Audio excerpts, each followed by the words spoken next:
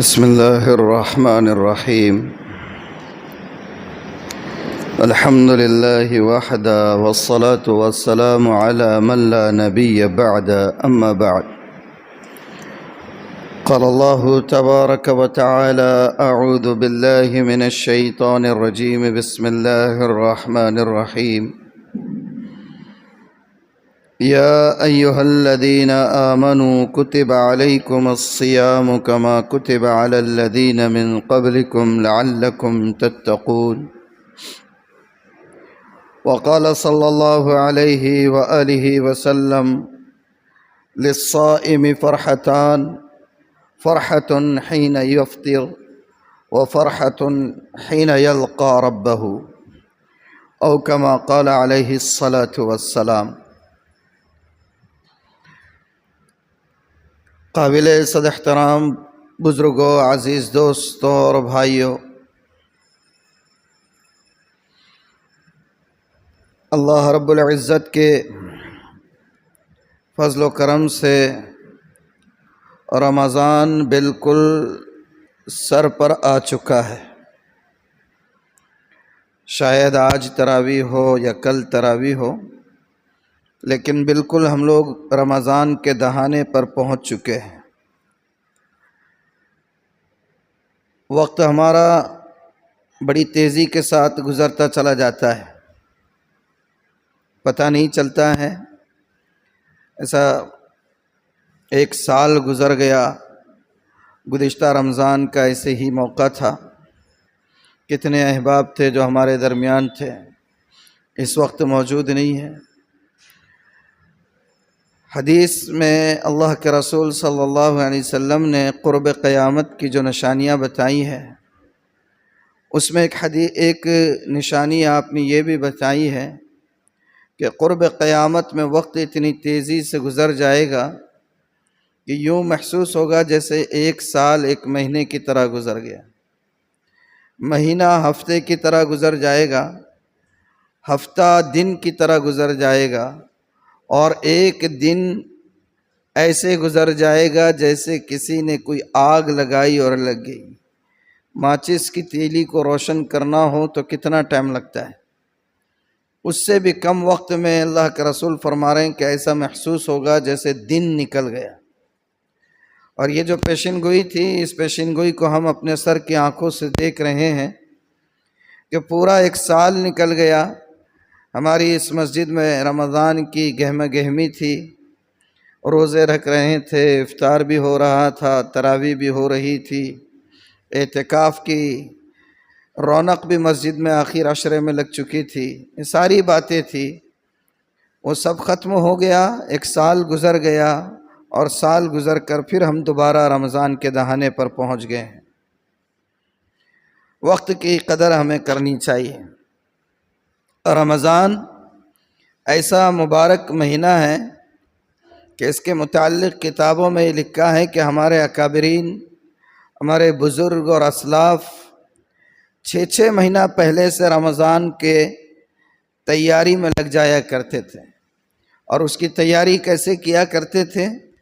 6 مہینے پہلے سے اللہ تعالیٰ سے دعائیں کیا کرتے تھے کہ اللہ رمضان تک زندہ و سلامت پہنچا دینا، تاکہ رمضان کی مبارک ساعتیں ہم کو حاصل ہو، ہم رمضان میں عبادت کر سکے، رمضان کے روزے رکھ سکے، رمضان میں تراویح ادا کر سکے، رمضان میں اعتکاف کی برکتوں سے اپنے دامن کو بھر سکے، قرآن کی تلاوت کر سکے، اللہ سے رات میں تہجد کے وقت تنہائی میں جب کوئی نہ دیکھ رہا ہو اپنے پروردگار سے راز و نیاز کی باتیں کر سکے.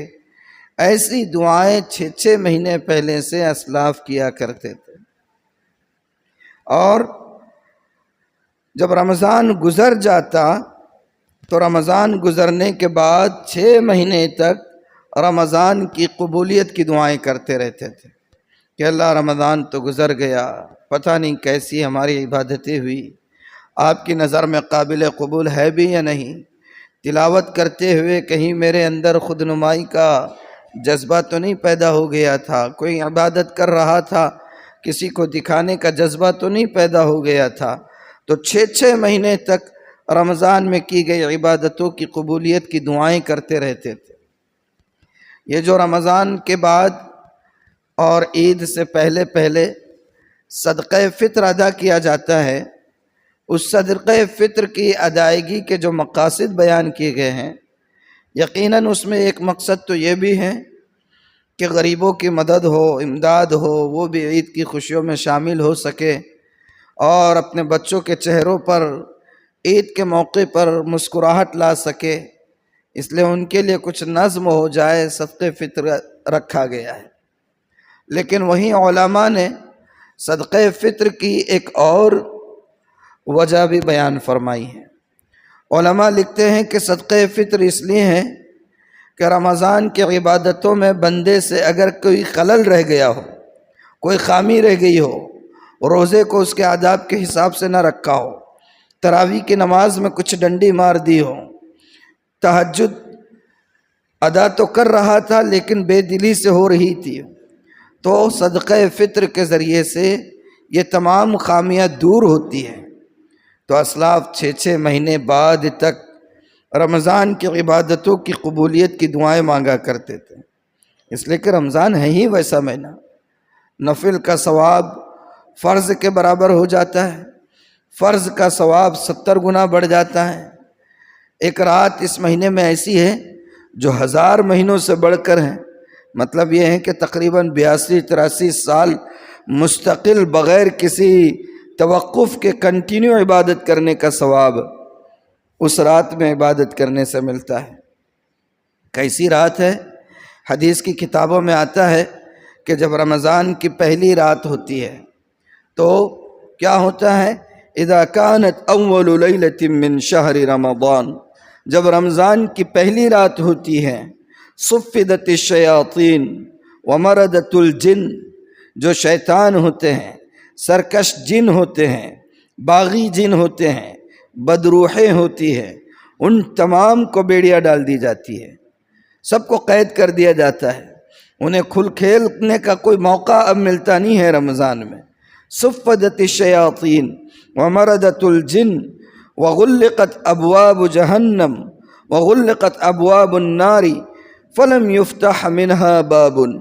حدیث میں ہے کہ رمضان کی پہلی رات آتی ہے، غلقت ابواب النار، جہنم کے دروازے بند کر دیے جاتے ہیں، ولم یفتح منہا باب، اور کوئی دروازہ پورا رمضان بھر جہنم کا نہیں کھولا جاتا ہے، بند کر دیا جاتا ہے، کسی کو جہنم میں ڈالا نہیں جاتا ہے۔ اور اس کے بعد فرمایا فتحت ابواب الجنہ، جنت کے دروازے کھول دیے جاتے ہیں، پورے جنت کے جتنے دروازے ہیں، بلکہ بعض روایتوں میں یہ ہیں کہ جنت کو سال بھر صرف رمضان کے لیے سجایا جاتا ہے، تو رمضان کے دروازے کھول دیے جاتے ہیں۔ فلم یغلق منہا باب، اور اس کا کوئی دروازہ رمضان کے مہینے میں بند نہیں کیا جاتا ہے، سب دروازے رمضان میں کھلے ہوتے ہیں۔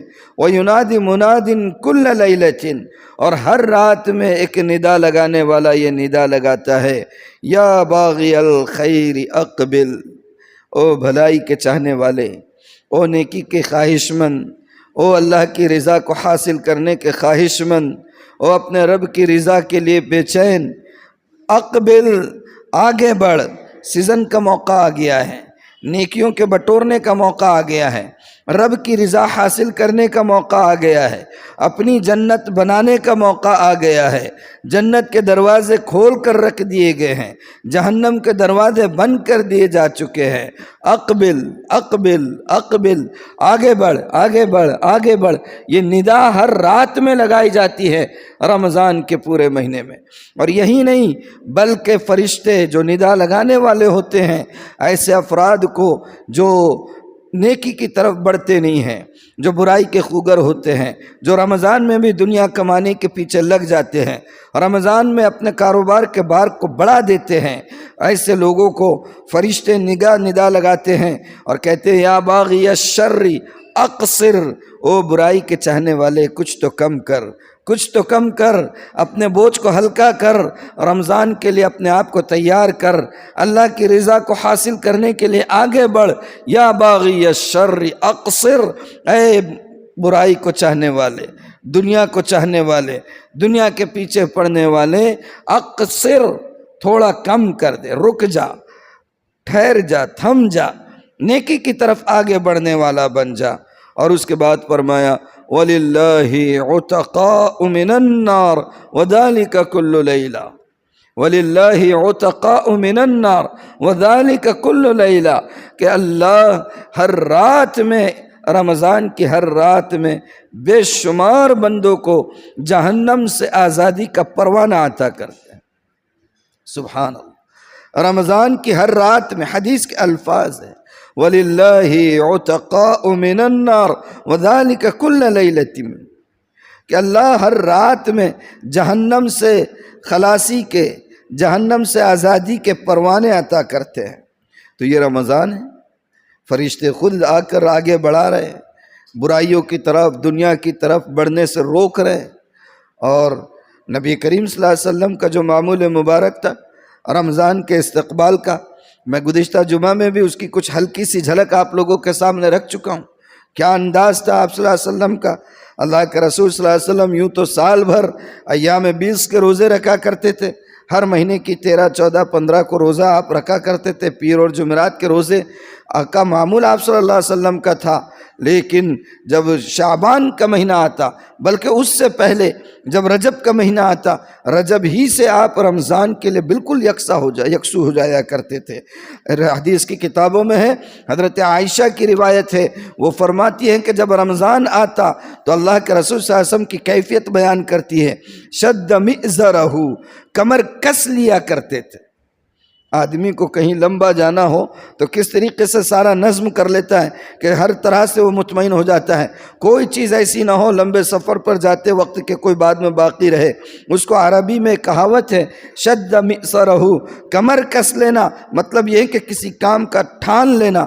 حضرت عائشہ فرماتی ہیں جب رمضان آتے ہیں تو اللہ کے رسول صلی اللہ علیہ وسلم کی عادت مبارکہ بیان فرماتی ہے، شد مئزرہ، اللہ کے رسول صلی اللہ علیہ وسلم اپنی کمر کو کس لیا کرتے تھے، وَأَحْيَا لَيْلَهُ، اس کی راتوں کو جاگا کرتے تھے۔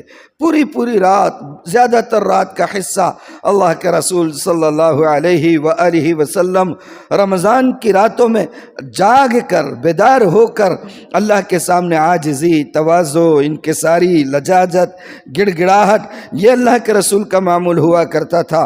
وَأَيْقَظَ أَهْلَهُ، اور صرف آپ اپنی عبادت پر اکتفا نہیں کرتے، حضرت عائشہ فرماتی رمضان کی راتوں میں اللہ کے رسول خود بھی جاگا کرتے، وَأَيْقَظَ أَهْلَهُ، اور اپنے گھر والوں کو بھی جگاتے، ان کو متنبہ کرتے، ان کو توجہ دلاتے کہ رمضان ہے۔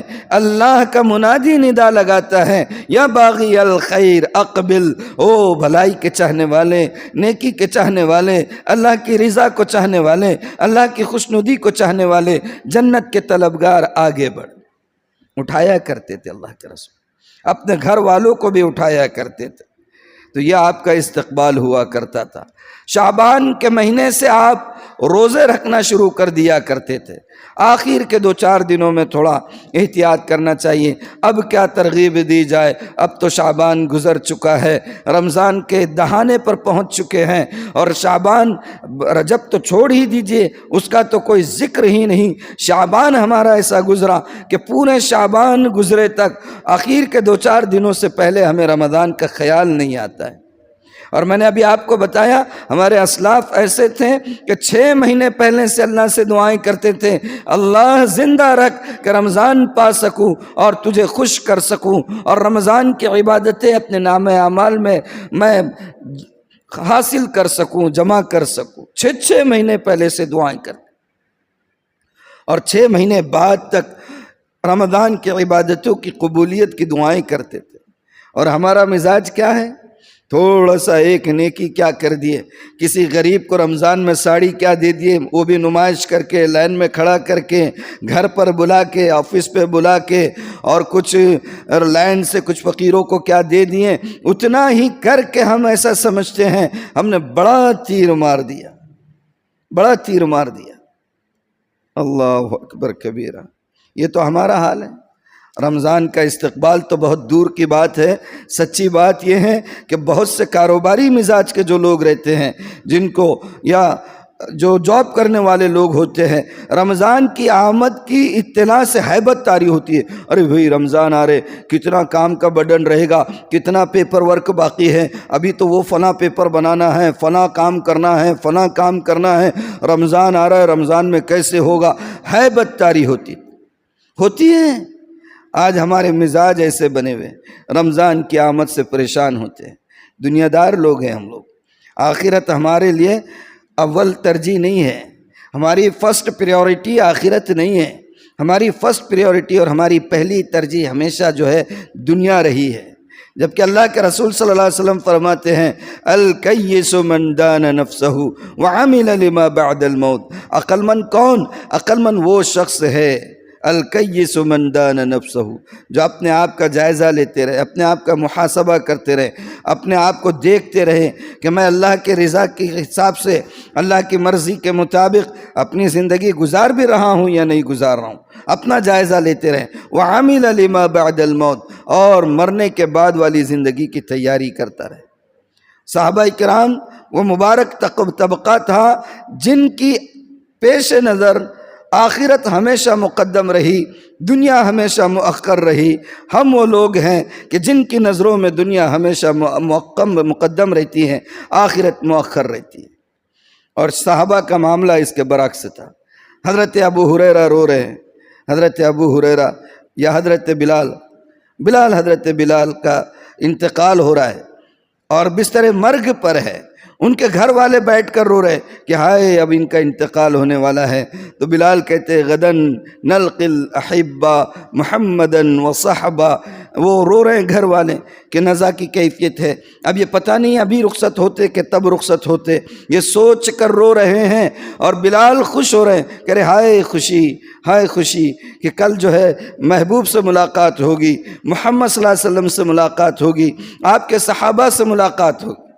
دنیا سے رخصت ہونے سے پہلے، دنیا سے رخصت ہونے پر سینے کے اندر ایک محبت کا، ایک خوشی کا جوش جو ہے تلاتم مار رہا ہے. اور ہماری ترجیحات ہمیشہ دنیا ہے. ہم جسم کی فکر کرتے ہیں.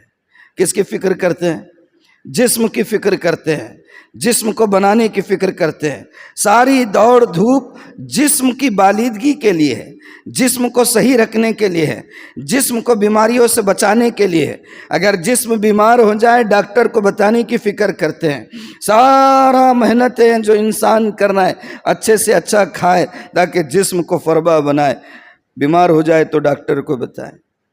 یہ جسم تو مٹی سے ہے، مٹی سے نکلنے والی ساری چیزیں جسم ہی کے کام میں آتی ہیں. اور جسم ختم ہو جائے گا، مر جائے گا انسان تو بھی جسم مٹی میں جائے گا. مگر یہ جسم، انسان صرف جسم کا نام نہیں ہے، انسان نام ہوتا ہے جسم اور روح کا. انسان کس کا نام ہوتا ہے؟ جسم اور روح کا.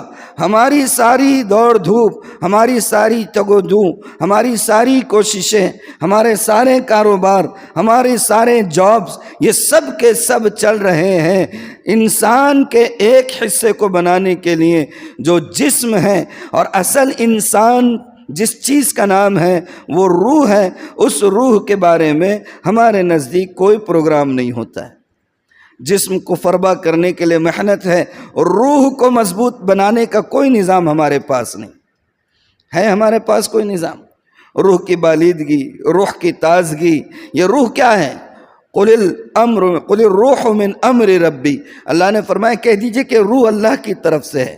تو اس روح کو مضبوط بنانے کا نظام بھی اللہ نے آسمانوں ہی سے متعلق رکھا ہے.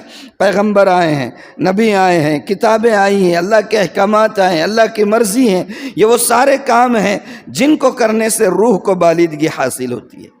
رمضان کا مہینہ بھی دراصل ہمارے اسی روحانی جذبے کو مضبوط بنانے اور روحانیت کو پاورفل بنانے کے لیے اللہ تعالیٰ نے رمضان ہمیں عطا فرمایا ہے.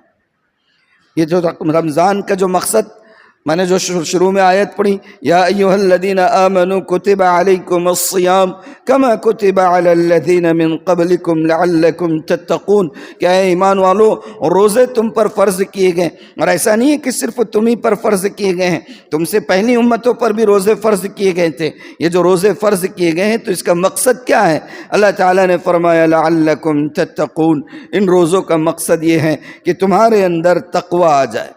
اور تقوی کیا ہے؟ تقوی دراصل روحانی علاج ہے، انسان کا دل صاف ہو جائے، انسان کا اندرون صاف ہو جائے، انسان ہر وقت یہ بات ذہن میں رکھے کہ مجھے اللہ دیکھ رہا ہے۔ کوئی جگہ ایسی نہیں ہے کائنات کی جہاں پر اللہ ہمیں نہ دیکھ رہا ہو۔ یہ استحضار انسان کے اندر پیدا ہو جائے تو مطلب سمجھ جائیے کہ اس کی روح مضبوط ہے اس کے جسم کے ساتھ ساتھ۔ مگر یہ استحضار ہمیں رہتا ہے؟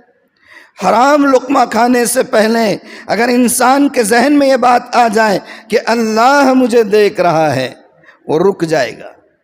بہنوں کا حق مارنے سے پہلے انسان کے ذہن میں یہ آ جائے اللہ مجھے دیکھ رہا ہے، وہ رک جائے گا۔ چھوٹے اور نادار اور کمزور بھائیوں کا حق چھیننے سے پہلے یہ ذہن میں رہے کہ اللہ مجھے دیکھ رہا ہے، رک جائے گا۔ اور اگر یہ ذہن میں نہیں آ رہی ہیں باتیں تو اس کا مطلب یہ ہے حرام کھا رہا ہے، مطلب یہ ہے کہ روح کمزور ہو چکی ہے، جھوٹ بول رہا ہے، دل کمزور ہو چکا ہے۔ اگر بہنوں کے حق مار رہا ہے، روح کمزور ہو چکی ہے۔ اب اس کو مضبوط بنانے کی ضرورت ہے، اور اس کو مضبوط بنانے کا نظام اللہ کا ڈر ہے، اور اللہ کا ڈر پیدا کرنا یہ عبادتوں کا اصل مقصد ہے، اور رمضان کے روزوں کا بھی اصل مقصد یہی ہے۔ اسی کو اللہ تعالیٰ نے بیان فرمایا، یا ایھا الذین آمنوا کتب علیکم الصیام کما کتب علی الذین من قبلکم لعلکم تتقون۔ ہر وقت بچ کر چلنا۔ حضرت عمر رضی اللہ عنہ نے ایک مرتبہ حضرت ابی بن کعب رضی اللہ عنہ سے سوال کیا تھا کہ ابی ذرا بتائیے تو صحیح تقوی کسے کہتے ہیں؟ حضرت ابی بن کعب سے حضرت عمر نے پوچھا کہ مجھے ذرا بتائیے تو صحیح تقوی کسے کہتے ہیں؟ حضرت ابی بن کعب نے فرمایا تھا کہ اے امیر المؤمنین، کیا کبھی آپ کسی خاردار جھاڑیوں کے اندر گئے ہیں؟ خاردار راستے میں جہاں کانٹوں کی جھاڑیاں لگی ہو اس میں سے کبھی آپ کا گزرنا ہوا؟ حضرت عمر ابن خطاب نے کہا کہ ہاں، کیوں نہیں، کئی مرتبہ گزر چکا ہوں۔ کہا کیسے گزرے؟ کہا کہ میں جب خاردار جھاڑیوں سے گزرتا ہوں تو اپنے کپڑوں کو سمیٹتے ہوئے اور اپنے آپ کو بچاتے ہوئے کہ کہیں دائیں بائیں سے آگے پیچھے سے کوئی کانٹا میرے کپڑوں کو نہ لگ جائے، میرے جسم کو نہ چبھ جائے، اس طریقے سے خاردار جھاڑیوں سے گزرتا ہوں۔ حضرت ابی بن کعب نے کہا یہی تو تقوی ہے کہ زندگی کی شاہراہ سے انسان اس طریقے سے اپنے آپ کو سمیٹ کر اور اپنے آپ کو بچا کر نکل جائے کہ کوئی گناہ کا کانٹا اور کسی ناجائز امر کا کانٹا انسان کے دل پر کو داغدار نہ کرے اور انسان کے جسم کو نہ لگے۔ یہی اصل تقوی ہے۔ لیکن آج وہ تقوی ہمارے اندر کہاں ہے؟ اس کی فکر بھی ہمارے اندر نہیں رہتی ہے۔ ساری دوڑ دھوپ، ساری مشقتیں، ساری کلفتیں، سارا تام جھام، یہ سب ہم نے بنا کر رکھا ہے اپنے جسم کو بنانے اور اپنی دنیا کو بنانے کے لیے۔ اور حدیث میں آتا ہے انسان جیسی زندگی گزارتا ہے آخری انجام بھی ویسا ہی ہوتا ہے، اور انجام جیسا ہوتا ہے اسی اعتبار سے حشر بھی ہوگا، اور حشر جیسا ہوگا اس کے حساب سے جنت اور جہنم کے اور اللہ کی رضا یا ناراضگی کے فیصلے ہوں گے۔ اللہ حفاظت فرمائے۔ زندگی ہماری یوں ہی چلی جا رہی ہے، سال یوں نکل گیا، رمضان سے رمضان آ گیا، اس رمضان سے رمضان کے دوران ہم نے اپنی روح کو مضبوط نہیں کیا، اپنے اعمال کو بہتر نہیں کیا۔ اللہ کا شکر ہے اللہ نے زندہ رکھا۔ گزشتہ رمضان میں بہت سے لوگ موجود تھے، اس رمضان میں خود ہماری اس مسجد کے صفوں میں آج بھی نظروں میں گھومتے ہیں کتنے لوگ تھے جو موجود تھے، آج نہیں ہے۔ کل ہو سکتا ہے کہ کوئی یہ کہے کہ یار مولانا بہت جو ہے آ گئے تھے پتہ نہیں کیسے اور آج نہیں ہے ہمارے درمیان، یہ بھی ہو سکتی ہے باتیں ہوں۔ بس سب کو جانا ہے، مجھے بھی جانا ہے، سب کو رخصت ہونا ہے، کل کو ہم بھی نہیں رہ سکتے ہیں، وقت یوں ہی گزر رہا ہے، تھوڑا سا جائزہ لے، اللہ نے موقع دیا، رمضان کی آمد ہے، چند ہی ساعتیں بچے ہیں، دن نہیں کہوں گا، ہو سکتا ہے پہلی تراویح آج ہو جائے، یا نہیں ہوئی تو کل تو ڈیفینیٹلی پہلی تراویح ہوگی اور پرسوں کا روزہ ہوگا۔ اس لیے جتنا وقت بچا ہے اپنا احتساب کریں، اپنے اعمال کا جائزہ لیں اور اس میں دیکھیں کہ رمضان کا اصل مقصد کیا ہے، اس مقصد کو اپنی زندگی میں لانے کے لیے تیار ہو جائے۔ پہلی چیز جو اس رمضان کے اندر ہمیں کرنا ہے، اپنی نیتوں کو ٹٹولے۔ جب آپ جائزہ لیں گے رمضان کا استقبال کیسا ہو، وہ تو میں گزشتہ جمعہ آپ کو تفصیل سے بتا چکا ہوں۔ اب ہم تھوڑا سا ایک کام یہ کریں کہ رمضان کے آغاز سے پہلے اپنی نیتوں کو ٹٹول لیں کہ ہمارے اعمال کس نوعیت کے ہیں، کیا جو کچھ بھی چھوٹی موٹی نیکی کی توفیق ملتی ہے وہ ہم اللہ کی رضا کے لیے کرتے ہیں یا اپنے نفس کو موٹا کرنے کے لیے کرتے ہیں۔ ارے یار بہت اچھی بات ہوگی مولانا، آج تو آپ نے بہت اچھی بات کی، اور میں کہہ رہا نہیں یہ تو اللہ کا فضل ہے، اور اندر چل رہا ہے، ہاں ماشاءاللہ بات میں تاثیر ہو گئی، اچھی لگ رہی ہے، تو گیا معاملہ ختم۔ نیت اس کا جائزہ لے۔ میں اپنی مثال دے رہا ہوں، ہم میں سے ہر شخص اپنا جائزہ لے کہ ہماری عبادتیں، ہمارے روزے جو رمضان میں ہوں گے، ہماری تلاوتیں جو رمضان میں ہوگی، اور ہماری تسبیحات، ہمارے صدقہ و خیرات، ہماری ہر نیکی جو ہم کریں وہ اللہ کے لیے کریں۔ اسی لیے حدیث میں آتا ہے، اللہ کے رسول نے فرمایا، اللہ تعالیٰ فرماتے ہیں الصوم لی وانا اجزی بی، روزہ تو میرے لیے ہے خاص اور اس کا بدلہ میں خاص اپنے طرف سے دوں گا۔ کیوں؟ اخلاص کی وجہ سے، اس لیے کہ ظاہری طور پر روزے دار کو کوئی کہہ نہیں سکتا ہے روزے سے ہے، بغیر روزے دار اور روزے دار دونوں ایک ساتھ بیٹھے ہوئے ہیں، یہ صاحب تھوڑا سا پریٹینڈنگ کر لے، منہ بنا لے تو یہ بھی روزے دار دکھیں گے، وہ بھی روزے دار ہے، کوئی ظاہری لیبل اور ٹیگ نہیں لگا ہوتا ہے شریعت کی طرف سے کہ یہ روزے دار ہے۔ آپ نماز پڑھ رہے ہیں تو نماز پڑھتے ہوئے مجھے نظر آتا ہے کہ آپ نماز پڑھ رہے ہیں، آپ تلاوت کر رہے ہیں، آپ کی تلاوت کے وقت میں کہہ سکتا ہوں کہ آپ تلاوت کر رہے ہیں، لیکن کوئی روزے سے ہے تو کوئی دوسرا شخص نہیں کہہ سکتا ہے کہ آپ روزے سے ہیں یا نہیں ہیں۔ میں دنیا کو بتا سکتا ہوں کہ میں روزے سے ہوں، لیکن اللہ بہتر جانتا ہے کہ میں تنہائی میں بند کمرے میں میں روزے سے ہوں یا نہیں ہوں۔ تو اخلاص کا معاملہ ہے، اسی لیے اللہ نے فرمایا روزہ خاص میرے لیے ہے اور اس کا اجر بھی میں خاص اپنی طرف سے عنایت کروں گا۔ تو جائزہ لے اپنی نیتوں کو۔ اللہ تعالیٰ نے قرآن میں ایک نہیں دو نہیں کئی جگہ یعنی کہ اخلاص کے اوپر، نیت کے استحضار کے اوپر اور نیت کو خالص کرنے کے اوپر ترغیب دی ہے۔ فرمایا وَمَا أُمِرُوا إِلَّا لِيَعْبُدُوا اللَّهَ مُخْلِصِينَ لَهُ الدِّينَ حُنَفَاءَ، انہیں حکم دیا گیا ہے اس بات کا کہ اللہ کی عبادت خالص اسی کے لیے اور اسی کی طرف رخ کر کے کی جائے، کسی اور کا خیال اور شائبہ بھی نہ ہو۔ میں نے آپ کو گزشتہ جمعہ ایک بات بتائی تھی کہ کسی شخص نے کسی صاحب سے، بزرگ سے کہا تھا کہ حضرت میرے لیے اپنے مخصوص اوقات میں دعا کر دیجئے، جیسے ہم دعا کرتے کہ خصوصی دعاؤں میں یاد رکھنا۔ تو ان صاحب نے کہا تھا کہ حضرت مجھے خصوصی دعاؤں میں یاد رکھنا، تو کیا جواب دیا تھا حضرت نے؟ گزشتہ جمعہ بتا چکا ہوں۔ انہوں نے کہا تھا کہ وہ ان خصوصی اوقات پر جس میں میں اللہ سے کچھ مانگ رہا ہوں، اللہ کی لعنت ہو جس وقت میں تم یاد آ جائے۔ اگر خصوصی اوقات میں میں اللہ سے مانگ رہا ہوں اور تمہارا ذہن میں آ جائے تو وہ وقت کہاں خاص رہا، وہ اللہ کے ساتھ راز و نیاز کا جو کنیکشن تھا اس کے اندر خاصیت کہاں رہی؟ تم تو آدھ دھمک گئے، ایسے وقت پر تو اللہ کی لعنت ہو۔ ایک ہوک سی دل میں اٹھتی ہے، ایک درد جگر میں ہوتا ہے، ایک ہوک سی دل میں اٹھتی ہے، ایک درد جگر میں ہوتا ہے، ہم راتوں کو اٹھ اٹھ روتے ہیں جب سارا عالم سوتا ہے۔ یہ کیفیت ہو، تنہائی میں اللہ کے سامنے راز و نیاز کرے، مانگے، اللہ سے مانگے۔ سب کچھ دینے والے اللہ ہے، سارا نظام کائنات اللہ کے اشارے پر چل رہا ہے، اللہ ہر جگہ موجود ہے، ہر لمحہ اللہ کا استحضار رکھیں اور ہر کام صرف اللہ کی رضا کی خاطر کریں۔ دوسرا کام جو اس رمضان میں ہمیں کرنا ہے، جس سے سبق لینا ہے، رمضان کے اندر انسان اپنے آپ پر قابو پاتا ہے روزے رکھتا ہے کھانے سے رک جاتا ہے، روزے رکھتا ہے پینے سے رک جاتا ہے، روزے رکھتا ہے نظروں کو ایک حد سے آگے گزارنے سے بچ جاتا ہے، اور روزے رکھتا ہے ہر طرح کے غلط خیالات سے بھی انسان اپنے آپ کو بچانے کی کوشش کرتا ہے۔ رمضان کا یہ جو مقصد ہے ضبط نفس کا، اپنے آپ کو کنٹرول کرنے کا، اس عادت کو رمضان کے بعد بھی باقی رکھنا ہے۔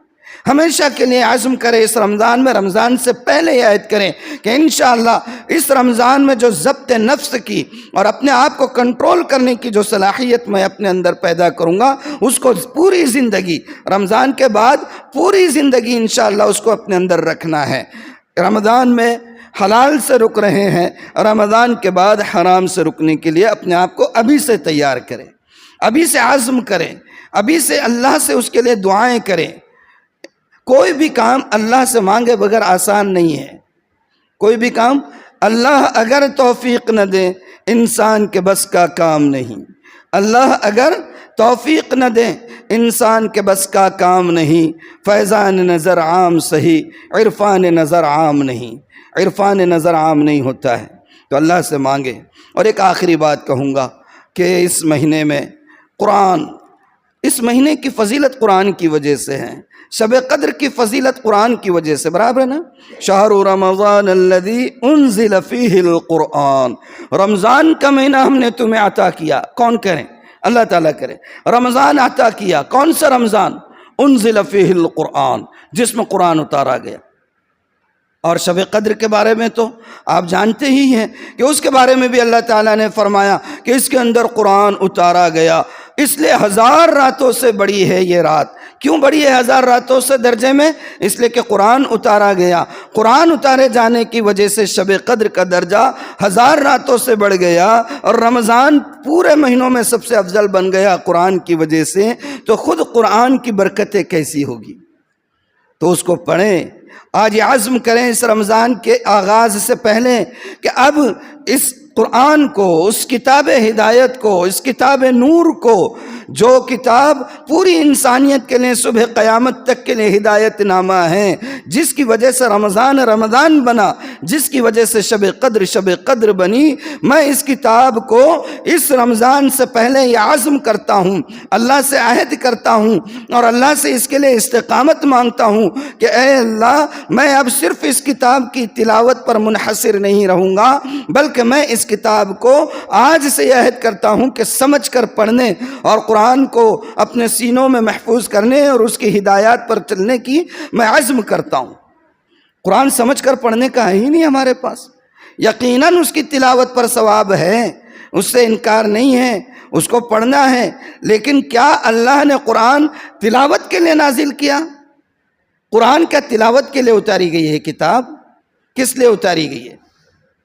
پڑھنے کے لیے، تلاوت کرنے کے لیے نہیں۔ وہ تو ایک عبادت ہے تلاوت، لیکن اللہ نے سارے احکامات اس میں دیے، حلال کیا ہے، حرام کیا ہے، جائز کیا ہے، ناجائز کیا ہے، اللہ کی مرضیات کن چیزوں میں ہے، اللہ کی عدم مرضیات کن چیزوں میں ہے، اللہ کن سے خوش ہوتے ہیں، اللہ کن سے ناراض ہوتے ہیں، جنت کے لیے مستحق کون ہوگے، جہنم میں جانے والے کون ہوں گے، کون سے اعمال ہیں جو جہنم سے بچا کر جنت میں لے جائیں گے، یہ ساری چیزیں اس میں ہیں، ہمیں اس کا پتہ ہی نہیں ہے، بس خالی پڑھتے چلے جا رہے ہیں۔ تو یہ عزم کرے رمضان سے پہلے، کریں گے انشاءاللہ، اللہ تعالیٰ عمل کی توفیق عطا فرمائے، اللہ تعالیٰ اس آنے والے رمضان کو صحیح طور پر گزارنے والے بن جائے، اخلاص ہمیں اللہ نصیب فرمائے، ہر کام اپنی رضا کے لیے اور اپنی خوشنودی کے لیے کرنے والا بنائے۔ اللہ ہمیں اتنی زندگی ضرور دے کہ رمضان مکمل ہم جی سکیں اور اللہ کو خوش کر سکے اور اپنے نام اعمال میں اللہ کی رضا لے کر اللہ کے سامنے پہنچ سکے، تاکہ وہاں اپنے رب کا دیدار کر سکے، نبی پاک صلی اللہ علیہ وآلہ وسلم کا وہ مبارک اور روشن چہرہ ہم اپنی آنکھوں سے دیکھ سکے اور آپ کا سامنا ہو جائے، اسی میں ہماری کامیابی ہو۔ اللہ کرے کہ جتنی باتیں میں نے کی ہیں اللہ اس کو پورا فرمائے اور رمضان کو صحیح اعتبار سے گزارنے والا بنائے۔ وآخر دعوانا الحمد للہ رب العالمین۔